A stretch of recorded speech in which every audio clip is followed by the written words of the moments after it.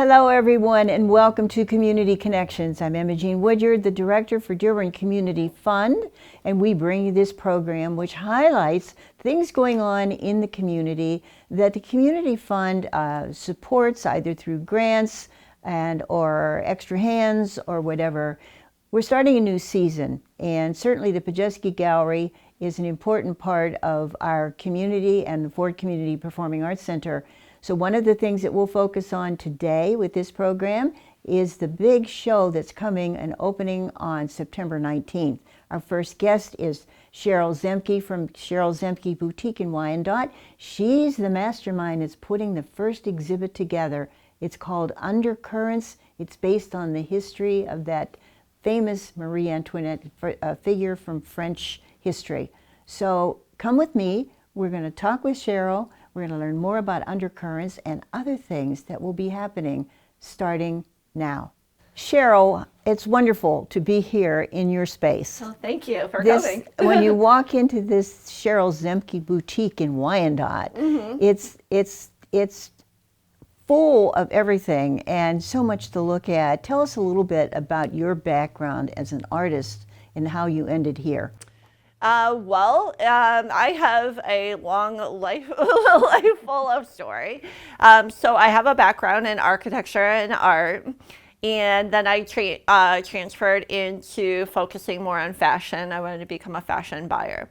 So I worked at a number of different places, and then I decided to resign in 2002 from my job, and I started working at home. So for 18 years, I worked at my home doing custom sewing and alterations. And then that developed into, I went to New York, and it totally inspired me. I came back and I started competing, and I came out with my garment label. So from then, I started competing and winning competitions. And just when the COVID lockdown happened, I was in the house, and I decided to come out. I rented a space which was actually right next door. No, wait. You did this during COVID. Yeah, during COVID. So during COVID, I was doing masks for months. I did over 2,600 masks for charity and all different kinds of things. I got kind of burned out of that. And so I wanted to focus back on my business, but I didn't want to have people in my home. So, because we were still on lockdown. So I rented a space next door.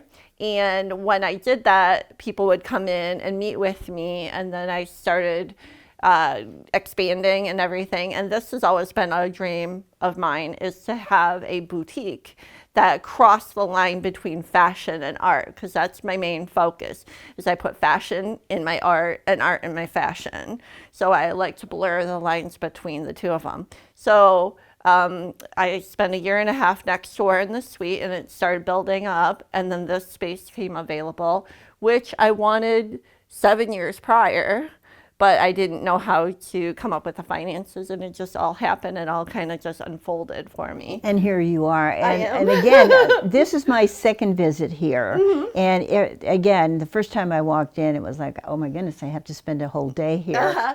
A lot of people are surprised because it's split off into 3 different rooms. We're in the first room right now, but there are 2 other rooms. So once people come here and then they see, oh, you have another one. Oh, you have another one. It's like never ending. Yes, right, it's never ending. The never ending story. But the real reason we're here today is to talk to you about the fabulous exhibit that you're preparing for the Padzieski Gallery. Yes. And we're so excited about it. This is the kickoff exhibit for the 25-26 gallery season. So what better person than you with your enthusiasm and your creativity. The title of the exhibit is Undercurrent. It is. And you've told me that the work is based on the life and the influence of Marie Antoinette. Correct. Now, you and I have had this discussion. I've talked about let them eat cake. That's what she's famous for. Right. But that's not true. That is not true. I've done a lot of research about this, and the let them eat cake that she is so infamously, popular for never happened. It was actually propaganda. So what I want to do for this show is to show some of the other aspects of Marie Antoinette, what she was about about. She was a very huge promoter of music and the arts, which we all love, right? So she actually knew Mozart and supported and funded a lot of composers of the time. So she was very much a family person. She grew up in Austria, which is a whole lot different than the world of Versailles. And she actually wanted to tend to her kids, where a queen wouldn't have done that. She wanted to nurse them. She actually had a room where she taught her kids about nature and other things like that. That was outside of Versailles in what was called the Queen's Hamlet. So this is the real Marie Antoinette that we're talking about. Yeah, she had more than cake. It was more about than cake for her. Absolutely. Yeah. Now let's fast forward to the exhibit that we're going to have, which is going to center on more like fashion. Yes. And what is your thought going into that exhibit? What is inspiring you there? So there's so much, because Marie Antoinette is the reason why French is the capital for fashion. So she took and she did so much. She'd actually had a book that she opened up every morning with fabric swatches and would pick out her outfits. And she changed the course of fashion, where a queen had, some pull of like, this is what is fashionable and this is what I mean, we still talk about her fashions. So there's so much to pull from. I love this opulent thing, this gold Versailles idea, but then also the simplicity of what she did. There's a famous, they call it the milkmaid's outfit. It's all sheer and very delicate. And it's very, very intricate, and it took yards and yards and yards of very expensive cotton fabric from India. So if I go to the exhibit, what do I expect to see? You're going to see a lot. You're going to see a lot of my art and inspired by Marie Antoinette and the idea of water and currency. And you're going to see a fashion show. We are putting on a fashion show. It's all free, right? This is all free. Yes, it's right. And it's what I was so exciting. Thank you for promoting me like this. You took my line. You took my line, which is it's more than an exhibit. It's going to, at least for the opening on September 19th, correct. It's going to be a fashion show, an art exhibit, an educational experience to learn more about Marie Antoinette. And an auction too. And a silent auction to raise funds to support the Padzieski Gallery. Yes. Thank you for bringing that up. Yes. That's very important. So I'm so excited to be given this opportunity. One of the things that I have come up against in this, art career that I have, fashion career, is that I do fashion and I do art. And usually when I do an event, it's either a fashion show or it is an art exhibit. But the whole idea for me as an artist is to blur the two lines together. And you guys have been the first to do that. That makes me very emotional and very excited that you all are allowing me to do what my passion is to share this, because I see it both. I mean, fashion can be art, and there can be art in fashion, both ways. I think I'm 100% with you. I think that's why I'm so excited too to have this come to our gallery. So, is there any other tidbits would you like to share right now about this? I would just like people. I guess what I would like to do is to share some of the other qualities of Marie Antoinette that people may not know. And I'd also like people to come out of the exhibit once they see it and be a little bit more educated about what her life and that, but also reflect it back onto our own lives, especially as women. I do a lot of things of women empowerment. That's a very big strength between the history of women and, just the empowerment of women. And that some of us, I think most of us could see a part of us in the story of Marie Antoinette, as a mother, as a supporter of the arts, as somebody that doesn't have control over their own destiny, kind of. I would love for people to come out of the art exhibit and feeling like, oh, I feel connected to her. Well, More. I think you're doing a terrific. I'm so excited to see I'm this. so I haven't actually seen it, Yeah. but I'm excited. So, just to remind everybody Right. that the exhibit at the Padzieski Gallery opens on September 19th. Free admission. It will be, as we would like to repeat, an art exhibit, a fashion design exhibit. Yes. And there is one other thing, is the installation. I'm installing an installation overhead. yeah, So, you don't want to miss Yeah, that. so this will September, be- and the title of the exhibit is Undercurrent. This is one of the flyers that was posters, I'm sorry, that was designed by Cheryl, our designer here. So something different, something unusual at the Padzieski Gallery, opening on September 19th, and it runs all the way through November 1st. Yes, So thank you. if you don't get there on September 19th, you will miss the cake, but that's okay. Right, and we do have other activities. We're going to have some other activities, so people can check into that. That they could come in and visit the gallery, right? Oh, absolutely. The Yeah. gallery's open, and there will be other activities going on, so we can check the Padzieski Gallery website. Cheryl, there's so much to talk about. I don't even know, but we're going to stop here because we Right. want to focus on the opening of Undercurrents. Yeah, I Undercurrents. hope everybody on comes September out. 19th. Yeah. Yes. Thank you so much for having us. Thank you. Thanks.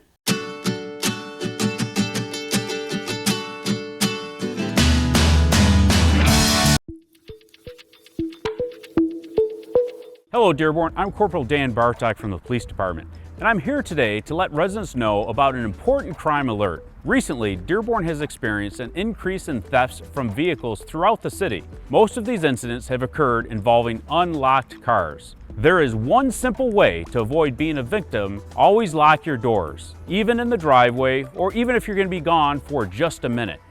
Here are some additional safety reminders to help keep your vehicle and belongings safe. Close all windows and sunroofs when you're leaving the vehicle. Remove all valuables from the vehicle. This includes your wallet, your purse, electronics. If items have to stay in the vehicle, make sure you hide them and keep them out of sight before arriving to your destination. This also includes important paperwork like vehicle title, registration, or insurance. It also includes your vehicle key. Do not leave your key fob in your vehicle unattended. Park your vehicle in your garage or in your driveway when possible also. Always report suspicious activity immediately to the Dearborn Police Department. Most thefts from vehicles are crimes of opportunity. Don't give thieves the chance. Lock your vehicles all the time. Let's stay safe, Dearborn.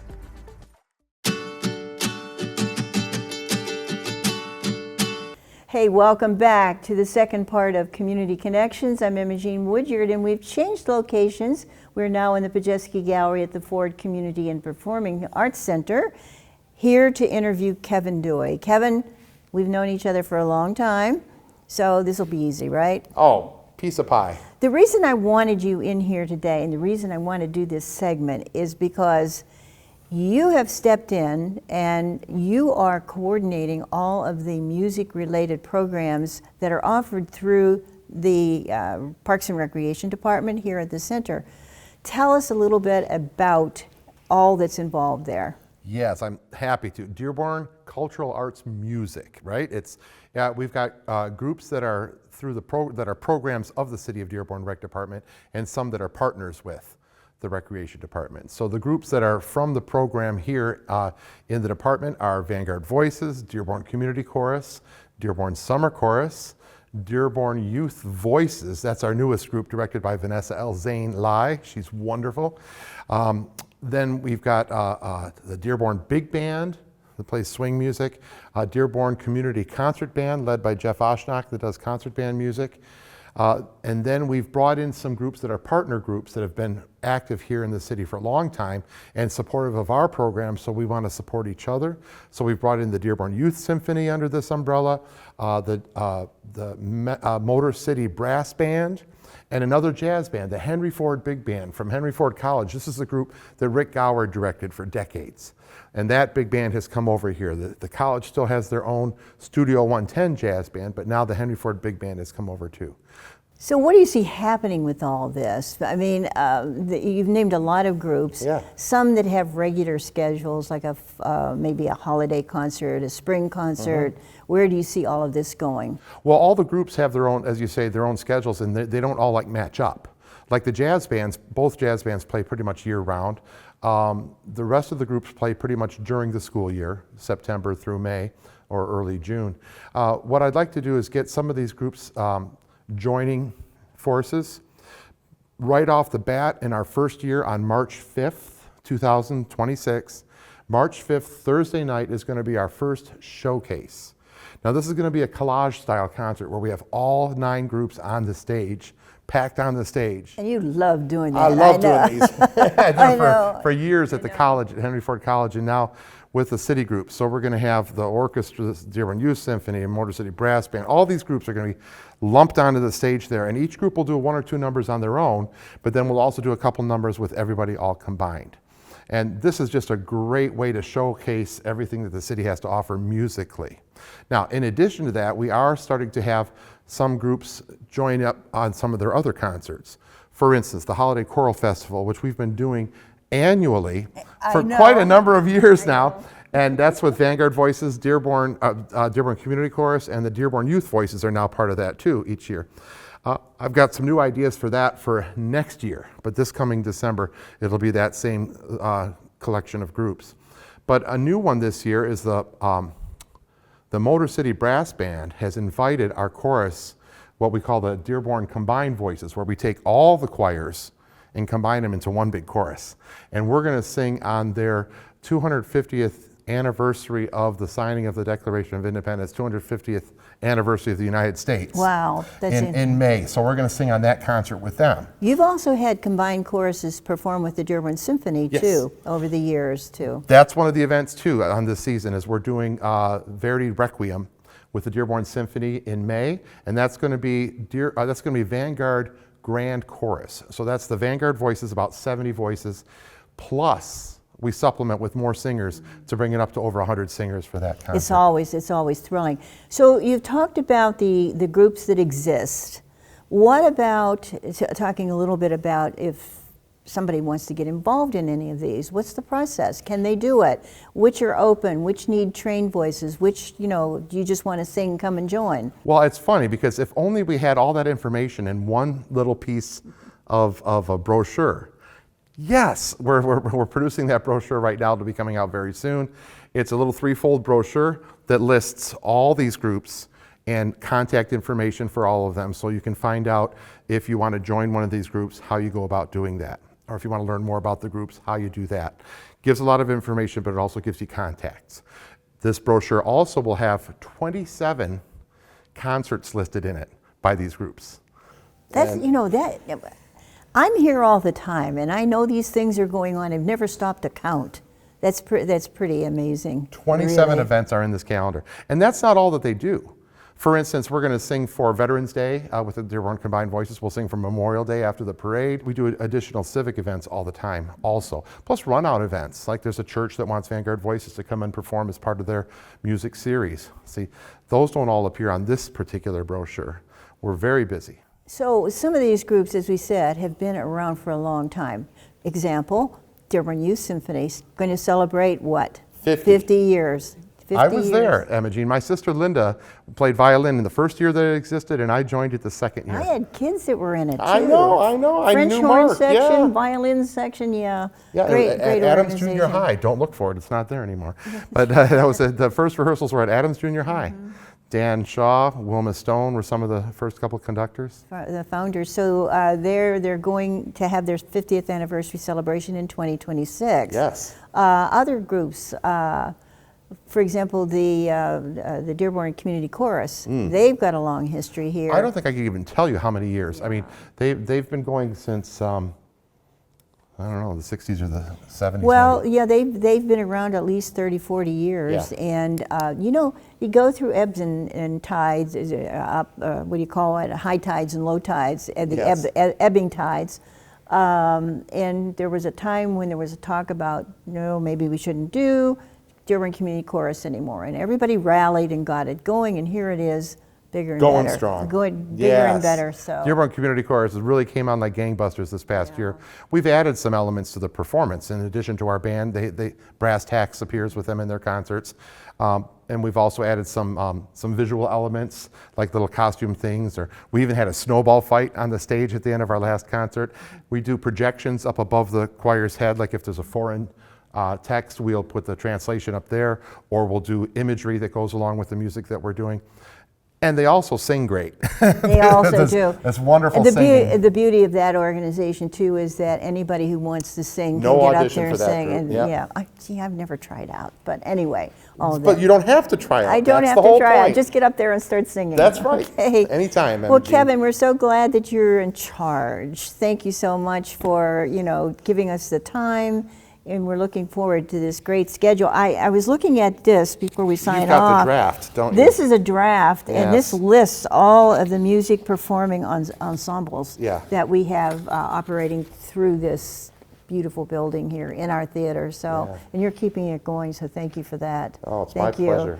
Yeah, to learn more, you can contact the Dearborn Recreation and Parks Department and ask about the music programs that are going on. Anybody can get involved at any level. You don't want to miss it. Thanks again, Kevin, for being Thank you, here. Emma Jean. Thank My you. pleasure.